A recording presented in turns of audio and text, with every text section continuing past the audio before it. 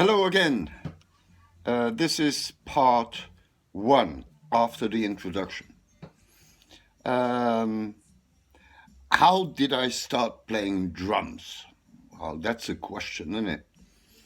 Um, I think I was 11, and I've always been excited about drums and drum kits and all that. So call me weird, but that's how it was. Um, I used my mother's Tupperware, plastic Tupperware pots, kitchen containers with a lock. So I used to get some knitting needles and bang those pots. In one of them, I put some loose change, nickels and dimes, it sounded more like a snare drum. So, well, I had a full drum kit. My mother wasn't too happy because knitting needles are likely to get bent, and then you can't use them anymore for knitting. She was a keen knitter. She did my sweaters and caps and socks and all that. My father was a keen billiard player, the French billiard, carambole, three cushions. He was really good. He taught me a lot, and my brother as well. Um, but anyway, they used to own a pub before I was born. Um, and with a large ballroom at the back. Sometimes they had live music, so I went there a lot with mother and father when he was playing billiards. Um, I was stuffed with chocolate and all that. People liked me in a funny way. Anyway, uh, sometimes I sneaked out in the ballroom when there was going to be live music, and there was a drum kit on stage, and that was like the holy relic for me. I was it was just me. There was no friends. I went on stage and just gently touched the drum kit. Didn't bang it, um, because the holy relic, as I said. And that made my day. Okay, father came in, and because he always wanted to keep an eye on me when he was not playing, and told me off, to put it gently. Anyway, my that was my day. Couldn't be ruined anymore. I touched a drum kit. Back home, I only had my mother Tupperware pots and knitting needles. So um, that was my dog and my son coming in, but he didn't bark. Uh, there we go. One big happy Yeah, one big happy family again. Hey, one listen, big happy screwed up family. screwed up family. Got that right. Well, anyway, Tupperware pots. But one Christmas, they gave me I think that was my mother's idea, to buy me real drumsticks. She was trying to save up on her knitting needles, and that was the best ever Christmas gift I ever had. Real drumsticks. My brother, who's the brain in the family, he went to university. He's a chemist. He went all the way. But he used to, he played clarinet. And he used to be part of the Ghent University New Orleans Jazz Band. Wow, that was a mouthful. Um, and he took me along one time.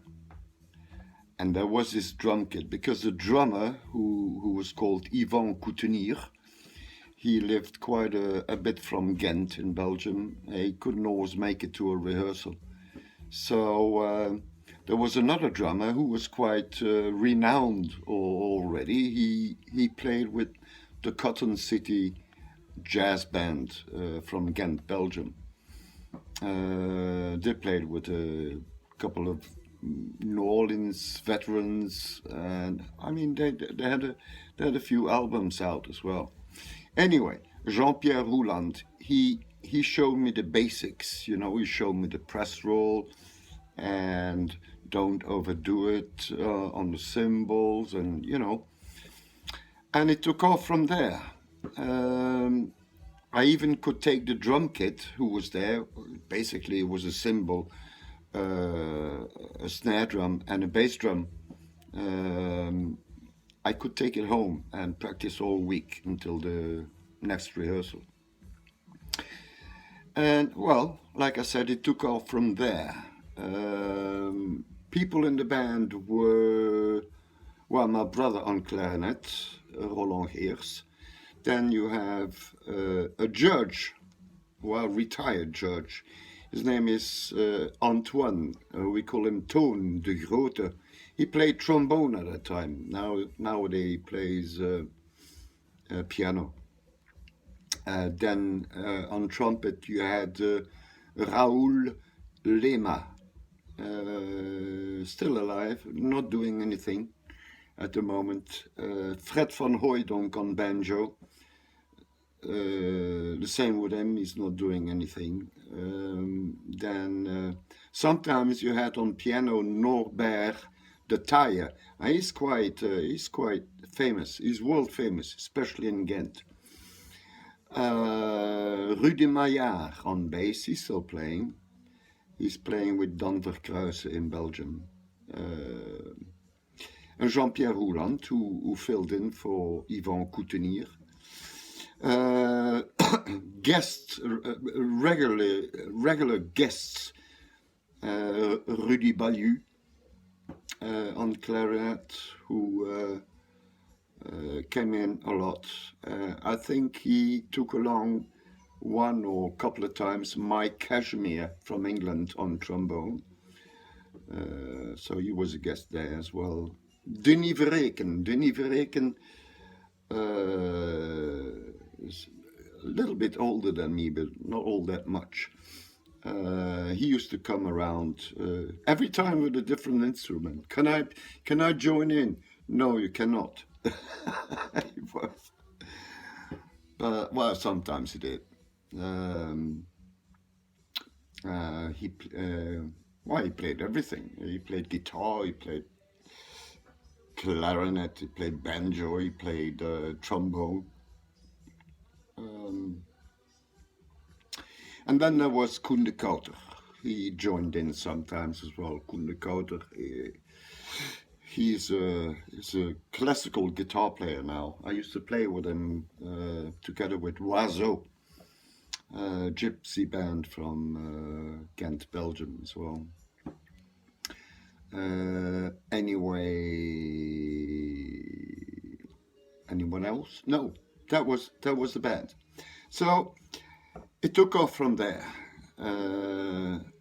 I'm basically self-taught. I went to music school once, didn't last long, because I was playing with Wazoo and the Gypsy Band. Because I had so many ideas I couldn't do because the lack of technique. So I went to music school, but you had to do music lessons, solfège. So I did 2 years in one go, plus drum lessons from what's his name? Steyart. A great guy. I mean, he taught me a lot. I had to basically dislearn everything I learned, self-taught, and play right. That was hard. Anyway, that's how I got to play drums. My mother's Tupperware pots, and knitting needles. See you next time for part 2. Bye. Kisses.